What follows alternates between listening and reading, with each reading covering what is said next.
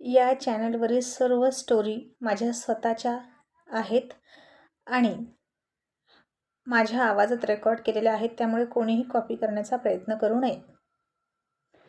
आता संग्राम राजेशिर्केनं एकट्या आणि नशेत असलेल्या रोहितला गाठलं आणि बेदम मारहाण केली आणि रोहित एकटाच अंधारात पडला होता. बाजूलाच रस्त्यावर त्याची गाडी होती. त्याचा फोनही तिथेच होता आणि वाजून वाजून फोन बंद झाला. मग जानकीनं राणीला फोन केला आणि विचारलं की रोहित तुला भेटायला आला होता ना? राणी म्हणाली, हो, मला भेटायला आले होते, पण आम्ही दोघं निघून 2 तास तरी झाले. आई, तुम्ही त्यांच्या मित्रांना फोन करा, बहुतेक ते तिथे असतील.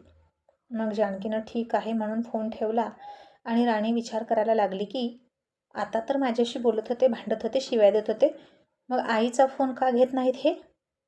असं म्हणून तिनं पुन्हा रोहितला फोन लावला, तर आता तो तिचाही फोन घेत नव्हता. रिंग मात्र जात होती.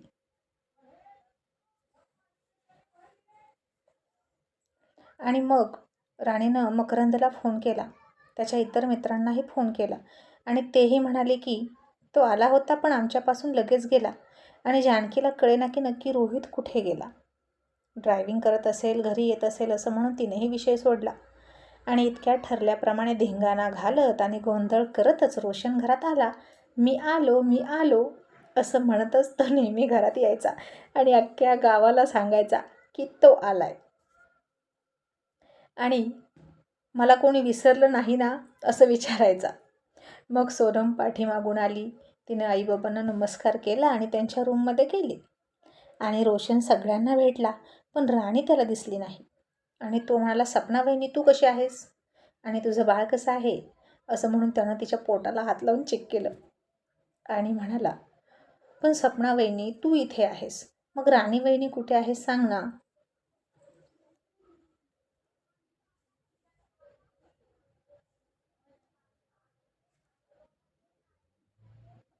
तसा राहुल म्हणाला, रोशन आधी फ्रेश हो मग बोलू.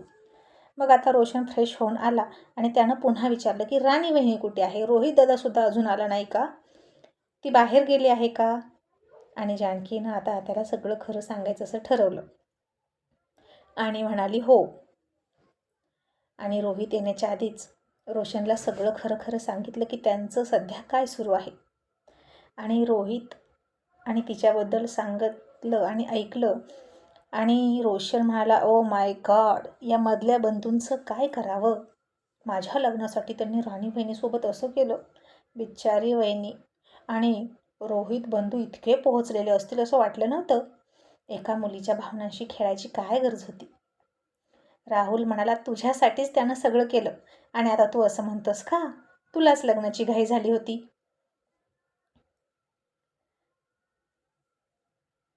आणि बघ सोनम, दिवस रात्र तुझ्या नावाचा जप चालवला होता आणि असा कसा बोलतोय बघ आता.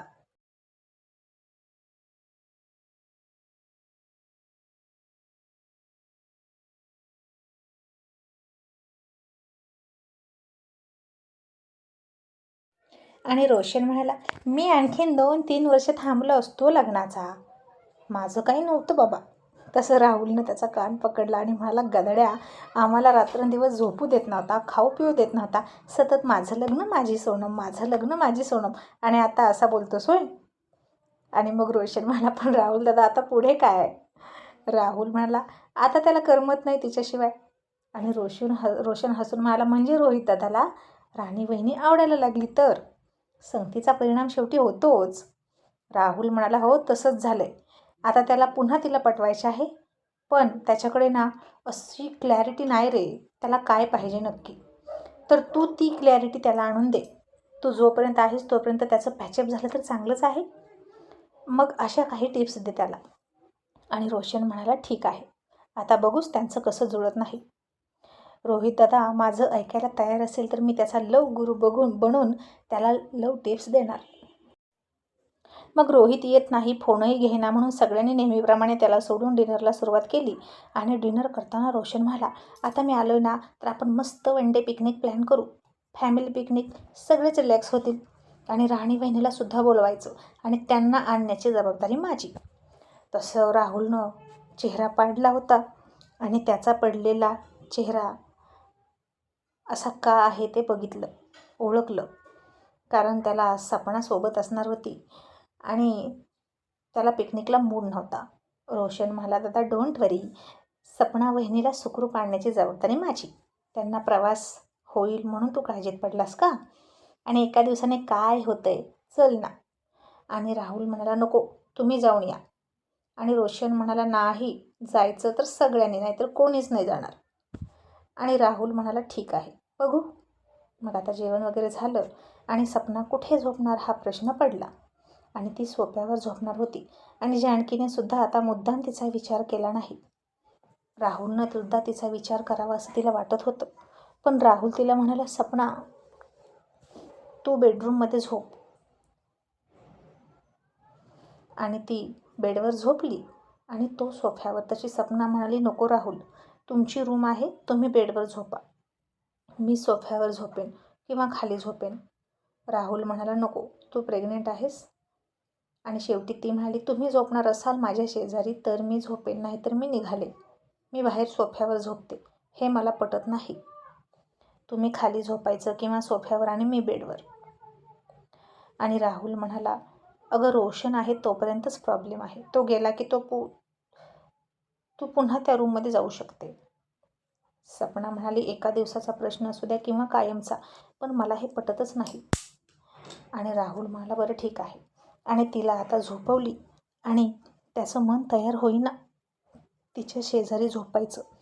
आणि तो बाहेर आला आणि जानकी म्हणाली, काय झालं, झोप येत नाही का? आणि ती तुझ्या शेजारी आहे म्हणून तुला कसं तरी वाटते का? आता राहुल काहीच बोले ना. आणि जानकी म्हणाली, राहुल, ती रोहितला विसरली आणि तेव्हाच तिनं तुझ्या आयुष्यात प्रवेश केला, हे तू का विसरतोस? त्याच्यावर प्रेम करत असताना ती तुझ्यावर प्रेम करायला तयार नव्हती. आणि जेव्हा त्याला विसरली तेव्हाच तुला ॲक्सेप्ट केलं, म्हणजे ती तुझ्याशी प्रामाणिक आहे, एवढं लक्षात ठेव. तुम्हा दोघांचं पूर्ण मनोमिलन झालं.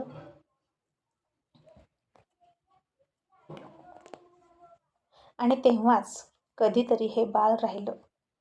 आणि म्हणूनच तुझंही त्याच्यावर खूप प्रेम आहे राहुल. आणि हे सगळं मानसिक असतं रे. तुला जर जरा जरी शंका असते ना की हे बाळ तुझं नाही किंवा नाईलाजानं तुम्ही एकत्र आला योगायोगानं म्हणून झालंय, कुठल्या दबावात झालंय, तर तुझ्या मनानं त्या बाळाकडे इतकी ओढ घेतली नसती. आणि माझी पूर्ण खात्री आहे ते बाळ नक्की तुझ्यासारखंच असणार. आता मनातून शंका कुशंका काढून टाक आणि तिचा प्रेग्नन्सीचा काळ तूही एन्जॉय कर. हे दिवस पुन्हा पुन्हा येत नाहीत राहुल. आणि त्या मुलीला दिली इतकी शिक्षा बास झाली. वेळ निघून गेल्यानंतर तूच पश्चाताप करशील. अरे त्या बाळाला बघ, त्याला भेट, त्याच्याशी बोल, आई बाबा म्हणून त्याच्यावर प्रेम करा आत्तापासून. ती राणी तिकडे गेली, इकडे तुझं आणि सपनाचं असं सुरू आहे. मग ती नवी नवरी असलेली सोनम काय विचार करेल आपल्या घराबद्दल? जरा तूच विचार कर. या घरात कुणाचे संसार नीट नाहीत असं तिला वाटेल की नाही? एक एक प्रकरण निस्तारताना माझी दमछाक होते. आणि तो रोहित ऐकत नाही. त्याचं लग्न व्हावं म्हणून इतकी धडपड केली आणि लग्न झाल्यानंतर आणखीन कॉम्प्लिकेशन्स वाढत राहिले. मुलांचे बहरलेले संसार बघायचे सोडून या वयात आता हे सगळं बघायला लावणार आहात का तुम्ही? आणि मला माहीत आहे तुझं मन तिच्याकडे ओढ घेतंय. आज ना उद्या तू स्वीकारशील. मग आजच का नाही? तू समजूतदार आहेस. तिची तुझ्याकडून काहीच अपेक्षा नाही, फक्त तुझ्या बाळाची आई म्हणून तिला ॲक्सेप्ट कर. असं म्हणून जानकीनं राहुलला समजावलं. आणि राहुल जानकीला मिठीत घेऊन म्हणाला, काळजी करू नको, तुझी मुलं समजूतदार आहेत आणि रोहितचा संसारसुद्धा मार्गी लागणार.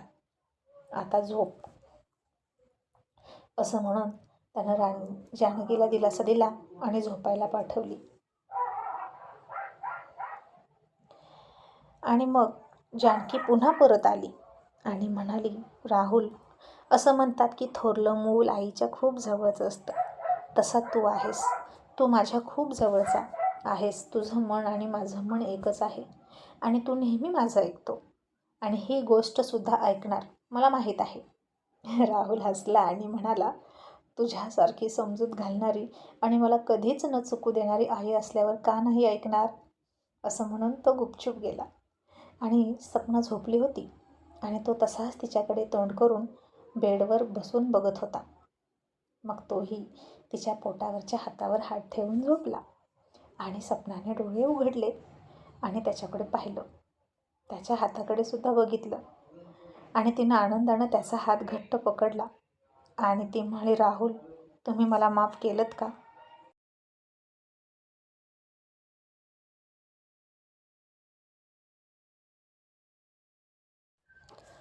आणि राहुल म्हणाला, सपना, सगळ्यांकडून चुका होतात, तशी तुझ्याकडूनही चूक झाली असं मी मान्य करतो आणि एक चूक तुला माफ करतो. पण यानंतर तू लक्षात ठेव, सगळ्यात आधी तू या घरची मोठी सून आहेस, कुणाची तरी वहिनी आहेस, कोणाची तरी मोठी जाऊ आहेस आणि आता आई होशील.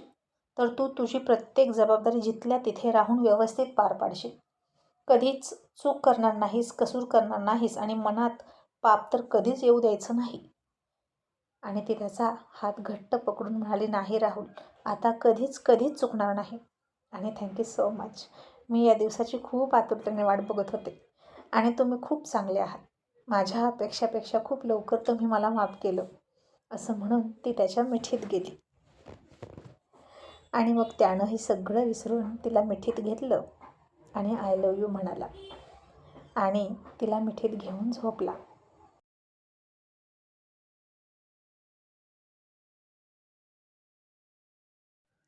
आणि इतक्यात तासाभराने राहुलचा फोन वाजला आणि समोरून घाबरून एक रोहितचा कार्यकर्ता म्हणाला, भैया साहेब, राहुल दादा इथे पडले आहेत आणि त्यांना खूप लागलं आहे. आणि रोहितला अशा प्रकारे मारल्याची खबर राहुलला कळाली आणि तो घाबरला आणि पटकन उठून निघाला. सपनासुद्धा उठली आणि म्हणाली, राहुल, तुम्ही कुठे निघालात? काय झालं? तुम्ही का घाबरला आहात? आणि राहुल म्हणाला, एक इमर्जन्सी आहे, पण तू काळजी करू नकोस, आणि निघून गेला. मग राहुलनं आता घरात कोणालाच सांगितलं नाही. रोशनसुद्धा थकून आला असेल प्रवासावरून म्हणून त्यालाही उठवलं नाही आणि तो एकटाच गेला. तोपर्यंत रोहितच्या कार्यकर्त्यांनी त्याला दवाखान्यात ॲडमिट केलं होतं आणि राहुल तिथं गेला.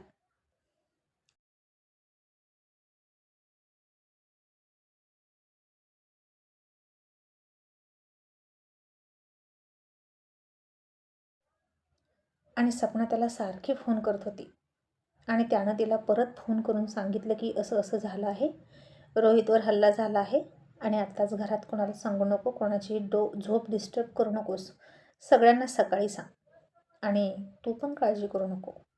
सपना म्हणाली, ठीक आहे. आणि कधी सकाळ होईल याचा ती वाट बघत बसली. आणि राहुलनं डॉक्टरांना विचारलं की रोहितची तब्येत कशी आहे. डॉक्टर म्हणाले, हल्लेखोरांनी खूपच अमानुषपणे मारहाण केली आहे, थोड्या वेळातच ते शुद्धीवर येतील आणि मगच त्यांच्या हालचालीवरून कळेल की त्यांना कुठं लागलं आहे. पण प्राथमिक अंदाज असं सांगतो की हात काळे निळे पडले आहेत, नक्कीच हात फ्रॅक्चर असणार. मग राहुल म्हणाला, बरं, तुम्ही ट्रीटमेंट सुरू करा. आणि रोहितवर कुणी हल्ला केला असेल याचा विचार राहुल करायला लागला. मग काही वेळाने रोहितला शुद्ध आली आणि त्याचे दोन्ही हात हालेनात आणि एक पाय उचलता येईना. मग राहुल तिथं गेला आणि त्याची अवस्था बघून त्याला वाईट वाटलं आणि डॉक्टर म्हणाले, दोन्ही हात आणि एक पाय बहुतेक फ्रॅक्चर आहे, एक्सरे काढून प्लास्टर करावे लागेल. आणि मग रातोरात रोहितच्या एका पायाला, दोन्ही हाताला प्लास्टर केलं आणि त्यापैकी डावा हात जरा थोडासा फ्रॅक्चर होता, पण उजवा जरा जास्तच होता. आणि आता रोहित कुमारचे दोन्ही हात गळ्यात पडले. आणि सकाळ होताच सपनानं ही गोष्ट सगळ्यांना सांगितली. सगळेच हॉस्पिटलमध्ये पळाले आणि रोहित लाचार होऊन बेडवर पडला होता. बाकी मेंदूला वगैरे कुठे काहीच नव्हतं लागलं. चेहऱ्यावर थोडाफार ठोसे दिलेले होते, डोळे काळे निळे पडलेले होते आणि स्मार्ट हँडसम रोहित कुमार आता थोडे बिद्रूप दिसत होते. आणि आता इकडे कॉलेज भरलं आणि तो कॉलेजमध्ये आलाच नाही. सगळ्या मुली त्याची वाट बघत होत्या. सगळे वाट बघून बघून थकले. आणि राणीला सुद्धा वाटलं होतं की रात्री माझ्याशी इतके भांडले, मग आता कॉलेजमध्ये पिरियडवर आल्यावर कसे वागतील, कसे बघतील कुणास ठाऊक. कालचा भेटण्याचा आणि नव्याने सुरुवात करण्याचा प्लॅन तर पूर्ण फसला होता. मग रोहित कॉलेजला आलाच नाही. कॉलेज सुटलं आणि राणी रिक्षातून घरी निघाली आणि राणीला त्याच्या मित्रांचा फोन आला आणि ते म्हणाले की वहिनी रोहितवर हल्ला झाला आहे आणि तो हॉस्पिटलमध्ये आहे, तुम्ही लवकर या. पण राणीचा विश्वास बसला नाही. उलट ती म्हणाली, लाज नाही वाटत का हो तुम्हाला असं खोटं नाटक करायला? खरंच जर असं झालं तर, आणि तुमचे शब्द खरे ठरले तर, आणि सरांवर खरंच हल्ला झाला तर तुम्ही लोक कशाला असं करता? असं म्हणून तिनं फोन ठेवला. आणि मग तिला सपनाचा फोन आला आणि सपना म्हणाली, राणी अगं तुला काही माहीत आहे की नाही? तू कुठे आहेस? भाऊजींवर रात्री खरंच हल्ला झालाय. तू नक्की आहेस कुठे? आणि ते आता हॉस्पिटलमध्ये आहेत. आणि राणी आता घाबरली. तिला आठवलं की रात्री तो खोटं बोलत नव्हता, नाटक करत नव्हता. फोनमधून तिला जे आवाज येत होते त्याच्या ओरडण्याचे ते खरे होते. आणि घाबरलेली राणी तशीच रिक्षा वळवून हॉस्पिटलमध्ये गेली. आणि तिला रात्रीचं सगळं आठवत होतं. तो रात्री तिला रागात म्हणाला होता, आजपासून तू मला मेली आणि मी तुला मेलो. आणि मीही उगीच असं म्हणाले, असं वारंवार आठवत होतं तिला. हॉस्पिटलच्या पायऱ्या ती पळत पळत चढत होती आणि त्याला बघितला असा जायबंदी होऊन पडलेला आणि राणी रडायला लागली. मग राहुल तिला समजावत म्हणाला, रडू नकोस, जास्त काही झालं नाही आणि तुला भेटायचं असेल तर जा. मग राणी सगळं साहित्य तिथेच फेकून आतमध्ये गेली.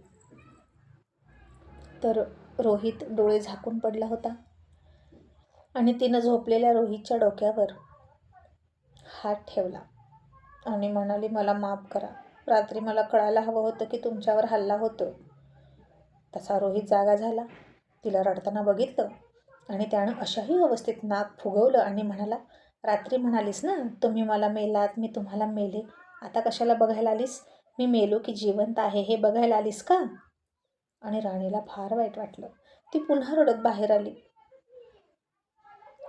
जानकी म्हणाली, राणी रडू नकोस. राणी म्हणाली, आई रडू नको तर काय करू? अशाही अवस्थेत कसे बोलतात बघितलं का? म्हणे मी मेलो का हे बघायला आलीस का? आता रात्री झाली आमच्यात थोडी कुरकुर, मग मी हे मरावे तशी प्रार्थना करेन का? नेहमी असेच बोलतात आणि मन दुखवतात. असं म्हणून राणी आणखीन रडायला लागली. आणि तिच्या अश्रूतूनच कळत होतं की तिचं रोहितवर किती प्रेम आहे. आणि जानकी म्हणाली, बरं आता पुढे काय करायचं? तू काय निर्णय घेतला आहेस? आणि आता राणी पुढे कोडं पडलं की काय करावं. तो जखमी होता, नक्कीच त्याला सगळी सिंपती मिळणार होती. आणि राणी म्हणाली, आई तुम्हीच सांगा. माझं यांच्याबद्दलचं प्रेम, यांच्यासोबत संसार करण्याची इच्छा कधीच लपून राहिली नाही. प्रॉब्लेम फक्त यांचा आहे. यांना जर माझ्यावर प्रेम करायचं नसेल, फक्त गरजेपुरती बायको हवी असेल तर मी काय करू? यांनी मनापासून माझ्यावर एकदा प्रेम आहे म्हणू द्या, मी आत्ताही यायला तयार आहे. आणि आता नेमकं इथेच तर घोळ होता. आणि रोहित बोलणार नव्हता, कारण त्याला अजून प्रेम झालं नव्हतं. आणि जानकी म्हणाली, ठीक आहे, कळतंय मला तुझ्या मनाची अवस्था. तू जा तुझ्या आईच्या घरी, मी घेईन त्याची काळजी. आणि मग राणीचा तिथून तरीही पाय निघणार नव्हताच. ती दिवसभर थांबलीच. आणि रोहितचे सगळे कार्यकर्ते त्याला भेटायला यायचे. आणि हा आराम करण्याऐवजी माझ्यावर कोणी हल्ला केला त्याला शोधा, नक्कीच तो संग्राम असणार. आणि माझा पाय फ्रॅक्चर केला ना, मग पाय बरा झाल्या झाल्या पहिल्यात त्याला तुडवणार, असा रोहित म्हणायचा. आणि सगळेजण डोक्याला हात लावून बसायचे. त्याचा राग काही केला कमी होत नव्हता हॉस्पिटलमध्ये होता तरी. आणि आता नेमका संग्रामसुद्धा त्याला चिडवण्यासाठी मोठा ओके घेऊन आला आणि म्हणाला, अरे बापरे सूर्यवंशी साहेब, तुमची ही अवस्था बघून फार वाईट वाटते हो. तुम्हाला फार कमी लागलं का? 2 हात 1 पाय फ्रॅक्चर, मग एकच पाय कसा काय शिल्लक राहिला मी म्हणतो. पुढच्या वेळी अशी चूक होणार नाही. गेट वेल सून, असं म्हणून राजेशिर्के हसायला लागला. तसं रोशनने त्याच्या हाताला पकडलं आणि बाहेर हाकलला आणि त्याला डॅशिंग लुक देत म्हणाला, आत्ता तो हॉस्पिटलमध्ये आहे, म्हणून असं समजू नकोस की तो काहीच करू शकत नाही. त्याचे हात फ्रॅक्चर असले तरी त्याचे 2 हात म्हणजे मी आणि त्याचा मोठा भाऊ राहुल दादा. आम्ही तिघे भाऊ एकमेकांचे हात, पाय, नाक, डोळे आहोत. आणि आता तुला इथेच हॉस्पिटलमध्ये आडवा करून रोहित दादाच्या शेजारच्याच बेडवर टाकू का? असं रोशन रागात म्हणाला. मग राहुल त्याला शांत करत म्हणाला, रोशन कूल डाऊन. याची मुळी कशी बांधायची ते बघू आपण. सध्या रोहितवर लक्ष देऊया. आणि रोशन रागात म्हणाला, दादा याला तर मी सोडणारच नाही. नक्की यानंच दादावर हल्ला केला. आणि संग्राम राजे शिर्के, तू तुझ्यासाठी चौथा माणूस बघूनच ठेव, तुझ्या तिरडीला खांदा द्यायला. कारण आम्ही तिघे भाऊ आहोतच तुला पोहोचवायला. चल आऊट. असं म्हणून त्याच्यासमोर 3 चुटक्या वाजवल्या आणि रोशनने त्याला बाहेरचा रस्ता दाखवला. आणि संग्राम राजे शिर्के रोशनचा राग बघून निघून गेला. आणि हे सगळेच सूर्यवंशी असेच आहेत असं त्याला वाटलं. इतक्यात राहुलने त्याला थांबवलं आणि म्हणाला, थांब.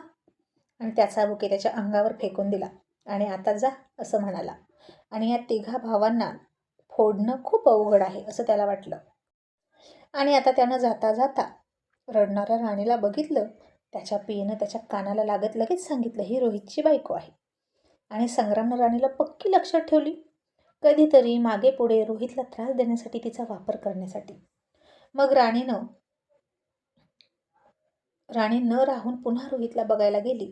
तेव्हा जानकी त्याला नारळाचं पाणी पाजत होती. राणीची इच्छा होती त्याची सेवा करण्याची. आणि जानकी मुद्दाम म्हणाली, राणी तू याला नारळाचं पाणी पाजतेस का? मी जरा बाहेरून आले. आणि राणी हो म्हणून पुढे आली. तसा रोहित रागात म्हणाला, आई काही गरज नाही, तुला जमत नसेल तर दे, माझा मी करतो. ज्याच्यासाठी मी मेलो आहे त्यांनी माझ्यासाठी काहीच करण्याची गरज नाही. असं म्हणून त्यानं राणीकडे रागात बघितलं. आणि राणी पुन्हा रडत रडत तिथून निघून गेली.